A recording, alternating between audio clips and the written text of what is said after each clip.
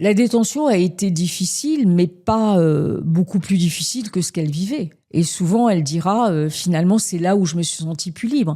C'est là où, finalement, je pouvais écrire à mes enfants, je pouvais leur parler, je pouvais parler à d'autres personnes, ce qu'elle n'avait jamais fait, avoir accès à des activités qu'elle ne connaissait pas, des activités de lecture plus ludiques. Elle a pu travailler. Donc, en fait, quelque part, elle se retrouvait à la fois plus libre, mais en même temps, elle était encore prisonnière de cet homme, parce que quand elle pensait, il était là. Et quand elle disait quelque chose, elle se disait « Ah, mais il m'entend, mais il ne voudrait pas que je fasse ça, il ne voudrait pas que je me comporte de telle et telle manière. » Donc elle était prisonnière de lui. Et la nuit, elle faisait des cauchemars, elle pensait à lui. En fait, elle vivait malgré tout à travers lui. Donc ça a été une ambivalence de sentiments, une ambivalence de culpabilité et en même temps de libération. Donc c'est un moment à la fois plus heureux parce qu'elle dit qu'enfin elle n'était pas dans une prison, mais c'était une prison morale.